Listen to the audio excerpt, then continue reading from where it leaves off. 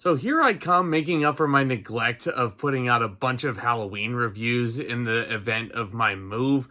And I'm going to try and knock out a few Christmas movies for you guys to kind of make up for that lost time. We're going to look at The Santa Claus on its 30th anniversary, starring Tim Allen in what many consider to be his coming out party in a sense. Because a lot of people knew him for Home Improvement at the time, and this was before he did the voice of Buzz Lightyear in Toy Story. But this was his first big starring vehicle in a feature film. It was directed by John Pasquin, who he actually worked with on Home Improvement. And Tim Allen plays a divorced dad named Scott Calvin, who has custody of his son on Christmas Eve, after he accidentally kills a man in a Santa suit, which is actually really freaking dark. He and his son are magically transported to the North Pole, where the Santa Claus is revealed. See, since Scott was the result of Santa's death, an elf explains that Scott must take Santa's place before the next Christmas arrives. And wouldn't you know it, Scott thinks it's all a dream, but over the next several months he gains weight and grows a huge white beard. All to retain custody of his son, who everybody thinks has gone insane because he is saying that his dad is Santa Claus. And then you have the stepfather coming in, and he basically says, look kid, you need to go seek professional help from me. And we need to keep Scott away from his son. Yeah. This is a pretty basic by-the-numbers story if you really think about it. And that's ultimately what holds The Santa Claus back for me in terms of my personal favorite holiday movies. In addition to the fact I really don't think it's all that hilarious. I mean, there certainly are some funny aspects to it,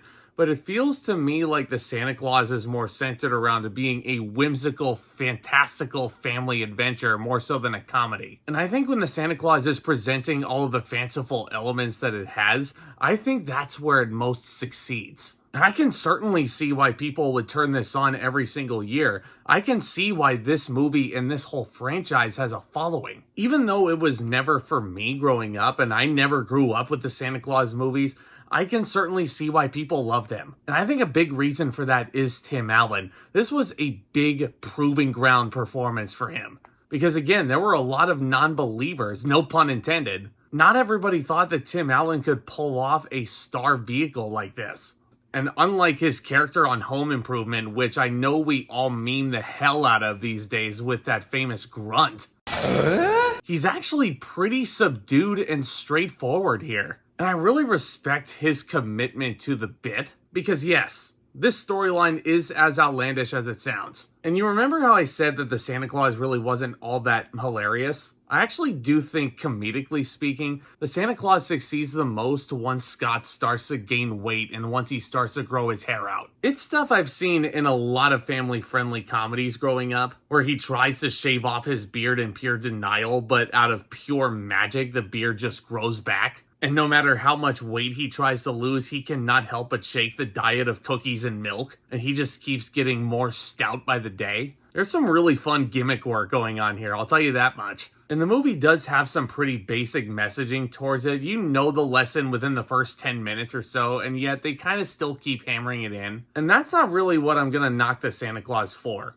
Because yes, I do wish that this movie was a little bit funnier, and looking at some of these special effects, you can definitely tell that they're pretty dated. Don't get me wrong, when you look at some of these reindeer here, there's some pretty decent CG going here. But come on, when the guy's hair grows back and the beard grows back, it just looks so fabricated. Maybe I'm being too harsh on that aspect. Maybe it's because it was a product of the mid-90s, but come on. I think overall, The Santa Claus is a pretty enjoyable watch, and if you do sit through this movie every single year, more power to you. This movie and the rest of this franchise, which I'm definitely interested in digging deeper into if you guys are interested in hearing my thoughts, it was just never for me. Even though it's never for me, I can definitely appreciate the movie for what it is. I do think that the whimsical fantasy elements of the Santa Claus are much stronger than the comedic elements. And I think Tim Allen as a performer really proved himself worthy. I think the star-making turn and just the warm, cozy feeling you get when you watch this thing, I think that's what really propels it over the top, at least for me. But I'm gonna give The Santa Claus a B. The movie is certainly fun and it has its cutesy moments, and it's definitely one to watch while you have a nice warm cup of hot cocoa in your hands. Let me know what you think of the Santa Claus down in the comments section below.